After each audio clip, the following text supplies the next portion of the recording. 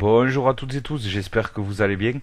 On se retrouve aujourd'hui pour continuer à étoffer ma chaîne avec des guides de culture. Et aujourd'hui, ce que je vais vous présenter, c'est l'actinidia de Chine, plus connu sous le nom de kiwi, qui en fait est l'appellation commerciale, hein, tout simplement. Donc voilà, pour ceux qui découvriraient ma chaîne au travers de cette vidéo, sachez que vous pouvez d'ores et déjà retrouver plus d'une centaine de guides, toujours présentés sous ce format-là, avec des guides sur le potager, les arbres fruitiers, les arbustes. Il y aura les fleurs, il y aura même des plantes aquatiques à terme, les arbres. Euh, Mon but c'est d'arriver à présenter entre 1500 et 2000 guides. Donc ça va pas se faire en 2 jours, vous vous en doutez. Mais s'il y a quelque chose que je n'ai pas encore présenté sur ma chaîne et que vous voudriez voir, n'hésitez pas à me le demander. Comme notamment un abonné qui m'a demandé un guide. Enfin, il m'a demandé comment greffer l'olivier. Donc bon, déjà l'olivier il se bouture, mais ce sera l'objet de ma prochaine vidéo. Un guide complet sur l'olivier. Donc voilà. Si ces vidéos vous plaisent, n'hésitez pas à vous abonner, à mettre un petit pouce bleu. Et puis dans la description, je vous ai mis un lien je vous ai mis un pack à télécharger gratuitement avec le calendrier annuel des travaux au jardin, au potager, au verger, avec plus d'une cinquantaine de pages, avec les dates de semis, enfin, vraiment complet. Ensuite, vous avez un tableau avec les bonnes et les mauvaises associations du potager. Et je vous ai mis autre chose, je l'ai plus en tête là. Bon, donc voilà, n'hésitez pas à le télécharger, c'est très très utile. Euh, Par contre, il vous faut désactiver les bloqueurs de publicité du style AdBlock pour pouvoir le télécharger. Donc c'est parti, on attaque tout de suite avec une petite présentation de l'actinidia de Chine. Donc c'est un arbuste grimpant à feuillage persistant qui fait partie de la famille des Actinidiacées. Alors c'est un arbuste très résistant au froid, il peut aller jusqu'à moins 15 degrés. Le problème c'est que ces jeunes bourgeons, eux par contre, gèlent à une température de moins 4 degrés. Donc si les bourgeons gèlent, pas de récolte. C'est une plante dioïque, ça veut dire que les fleurs mâles et les fleurs femelles sont portées par des pieds différents, sauf quelques variétés qui sont auto-fertiles. C'est l'un des fruits qui contient le plus de vitamine C. La floraison, elle aura généralement lieu la deuxième quinzaine de mai pour une récolte de fin octobre à début novembre dans le nord de la Loire et légèrement plus tôt dans le midi. Au niveau du sol et de l'exposition, le kiwi il aime les sols meubles, profonds, frais, fertiles, non calcaires, mais surtout, et ça c'est le plus important, bien drainés. Au niveau de l'exposition, il va falloir le planter en situation mi-ombragée, l'idéal étant contre mur exposé à l'est ou à l'ouest. Tout simplement en fait pour le protéger à l'est ou à l'ouest selon comment vous vous situez et là où vous allez le mettre et les vents dominants de votre région en fait. Il va falloir le protéger des vents dominants. Alors on passe à la plantation. Alors elle va avoir lieu entre novembre et mars. La distance de plantation recommandée entre chaque sujet est de 4 à 5 mètres, puisqu'ils vont pas mal se développer par la suite. Si vous plantez des variétés qui ne sont pas auto-fertiles, du style variété Tomuri par exemple, il y a la variété Solo aussi je crois, qui sont auto-fertiles. Si c'est pas cela que vous plantez, il va falloir que vous prévoyez un pied mâle pour féconder jusqu'à 5 à 6 sujets femelles. Après, un pied mâle, un sujet femelle, ça marche aussi. Mais avec un pied mâle, vous pourrez aller jusqu'à 5 ou 6 sujets femelles. Alors, avant la plantation, environ 2 mois avant, vous allez creuser un trou d'environ 60 cm dans tous les sens. Un carré de 60 par 60 de profondeur. Pour chaque sujet, si vous en avez que un ou deux, enfin deux, parce que un auto-fertile, vous pouvez en avoir qu'un.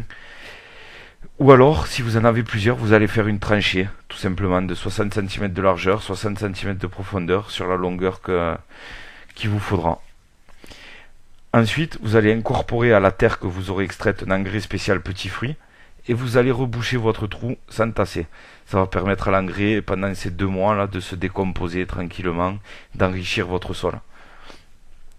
Vous allez en profiter pour installer également le support sur lequel vous allez venir attacher vos rameaux au fur et à mesure de leur croissance. Donc ça peut être sur l'image, comme sur l'image, un treillage.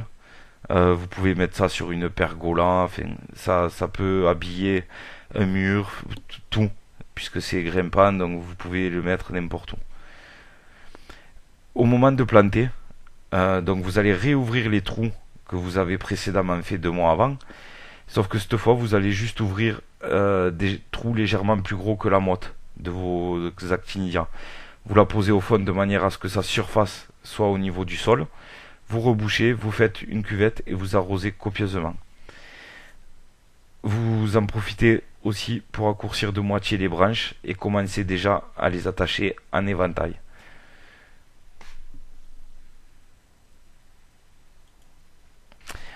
Ensuite, on passe à la taille des sujets femelles. Donc pour les sujets mâles, on va commencer, je vous ai mis la taille, elle va se résumer à éliminer les branches qui se croisent, qui sont abîmées ou malades, ou qui poussent vers le centre de l'arbuste.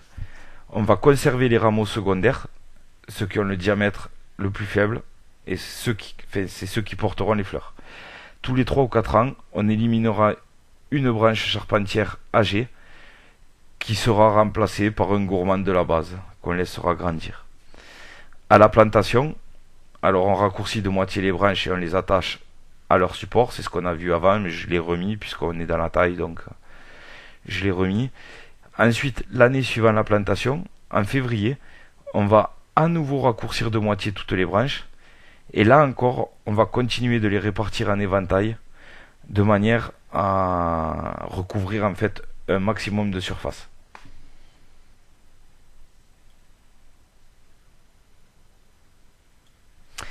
Ensuite, 2 ans après la plantation, de décembre à février, on va réduire les branches charpentières à 50 cm environ.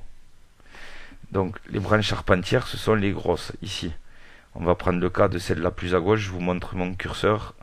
Donc on a une charpentière ici, on la laisse à 50 cm. On n'enlève pas 50 cm, hein. On fait en sorte qu'il reste 50 cm. Donc on peut aussi bien enlever 10 que 30 que 80 selon leur taille. On laisse 50 cm sur la charpentière. On taille également leur ramification à 50 cm.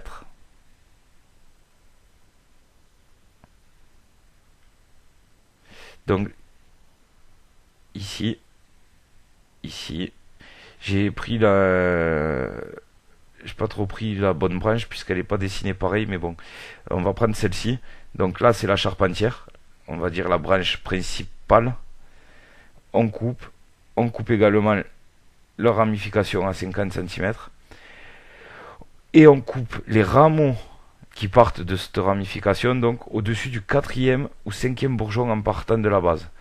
Donc 50 cm la branche charpentière, 50 cm la ramification, et ici on prend 1, 2, 3, 4 bourgeons ou 5 et on taille.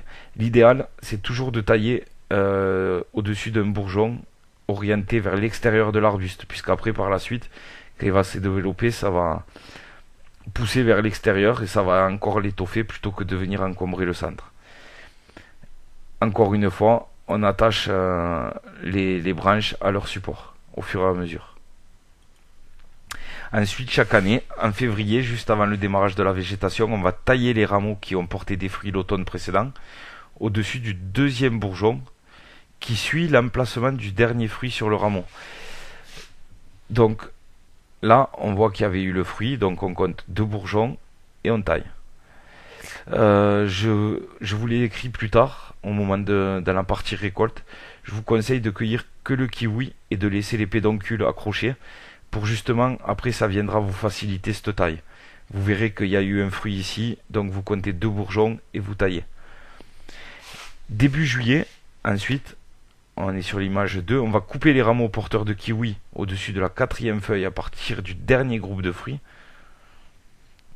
Donc un rameau porteur, le dernier groupe de fruits, on laisse 4 feuilles après qui vont servir à tirer la sève et on coupe.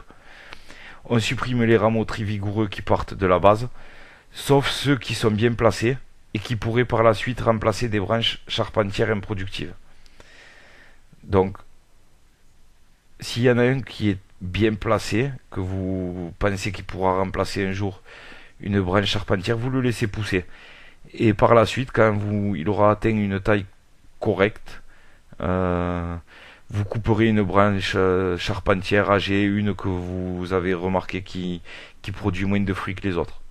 Voilà, tout simplement. Parce qu'avec l'âge, elles produiront moins. Donc il faudra les renouveler. En août, on va couper les rameaux qui ont poussé à l'extrémité des branches taillées en juillet. Donc quand on a taillé ici, là je suis sur l'image 2 avec le curseur, là on a taillé, il va y avoir un rameau ou deux qui vont sortir. Eh bien, on va les tailler en août au-dessus de la deuxième feuille en partant de leur base. Donc le rameau a poussé, on prend la base, une, deux feuilles, on taille. Ensuite, tous les 3 ou 4 ans, de décembre à février, on va rajeunir les rameaux porteurs de fruits en les coupant au-dessus du deuxième bourgeon en partant de leur base. Donc là, il y a un rameau qui a eu des fruits, on compte 2 bourgeons, on taille. Là, on viendra faire pareil sur celui-là s'il a porté des fruits. On voit qu'il y a 2 bourgeons, on viendra tailler. On peut également les supprimer en les remplaçant par des rameaux plus jeunes qui se sont développés durant l'été précédent. Vous pouvez les différencier parce qu'ils ont l'écorce plus claire. Alors si vous choisissez cette solution, on coupera les rameaux de remplacement au-dessus du 6e ou 7e bourgeon en partant de leur base. Donc là, au lieu de laisser 2 bourgeons et de venir tailler celui-ci ici, vu qu'il y en a un autre qui a poussé, eh bien on supprime celui-là, on prend 6 ou 7 bourgeons et on coupe. Voilà. Donc ça c'était pour la taille. On passe à l'entretien. Donc comme le kiwi, il a vraiment besoin d'un sol fertile.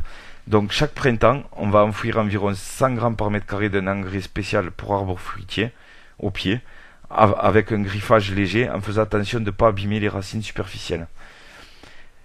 Pour éviter, ou plutôt limiter, parce que l'éviter c'est assez compliqué, la croissance des mauvaises herbes, on va étaler au pied des actinidia, après avoir fait un bon désherbage déjà, du fumier en décomposition ou de la paille. En été, on va arroser fréquemment pour maintenir une certaine humidité au pied de vos actinidia, humidité qui va être bénéfique pour les racines superficielles et qui se conservera mieux avec le paillage. Au niveau des maladies, des parasites, l'actinidia, il n'est sujet à aucune maladie ni parasite, mais le problème le plus fréquent qu'on peut rencontrer, c'est une chlorose, un jaunissement du feuillage, qui peut être dû soit à un manque de fer dans le sol, soit à un excès de calcaire.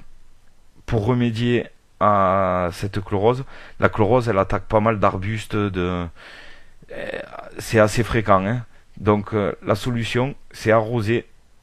Donc ici on est sur l'actinidia, mais peu importe ce qui a attrapé une chlorose, vous arrosez avec une solution de chélate de fer. Voilà, si vous avez des arbustes avec des feuilles qui jaunissent, peu importe, c'est souvent dû à une chlorose. La solution, c'est le chélate de fer. Donc on passe à la récolte, à la conversation, j'allais dire. À la conservation, pardon. Donc la récolte des kiwis, on l'a vu au début, mais elle a lieu de fin octobre à début novembre, avant les premières gelées, attention, pour le nord de la Loire, et plutôt dans le midi. Le meilleur moyen pour conserver les kiwis, c'est de les poser sur des clayettes. Donc c'est des étagères en bois, mais avec des baguettes en fait, hein, ajourées. Et de les mettre dans un local frais, à plus 5 degrés environ, en atmosphère pas trop sèche, pour ne pas qu'ils se rident. L'idéal, ce serait 90% d'humidité. Donc, de cette façon, vous pourrez conserver vos kiwis presque tout l'hiver. Donc oui, j'ai oublié de le marquer en fait, puisque je l'ai écrit plus haut. Là, vous voyez quand vous cueillez vos kiwis, vous laissez les pédoncules accrochés. Comme ça, vous saurez les rameaux qui ont été porteurs de fruits. C'est très important pour la taille parce que sinon vous allez vous embrouiller. Donc pensez bien à laisser les pédoncules. Donc ben voilà, j'espère que cette vidéo vous aura plu. Si c'est le cas, n'hésitez pas à vous abonner et à laisser plein de pouces bleus. Moi c'est ce qui me permet de voir que vous avez aimé. Et puis voilà, n'oubliez pas le lien dans la description pour télécharger le pack avec tous les calendriers, les associations du potager, etc. Et puis si vous voulez recevoir ce support ou n'importe quel autre, vous pouvez me contacter par Skype, le Jardin Catalan, ou par email, lejardinCatalan@gmail.com. Voilà, j'espère que cette vidéo vous aura plu. Moi je suis assez content de celle-ci. Je pense qu'elle est vraiment complète. Voilà, prochaine vidéo, donc un guide sur la culture de l'olivier. Et après, je vais changer un peu puisque je faisais beaucoup d'arbustes là récemment. Je vais passer dans les arbres fruitiers et je vais vous présenter notamment tous les agrumes. Je ferai le pêcher, je ferai la vigne, je ferai les pommiers, les orangers, enfin voilà, tout ce qui est fruitier, je vais m'y attaquer. C'est un gros morceau puisque à chaque fois il va y avoir du greffage, du bouturage, beaucoup de la taille, voilà. Donc ben je vous dis à très vite pour un prochain guide. A plus.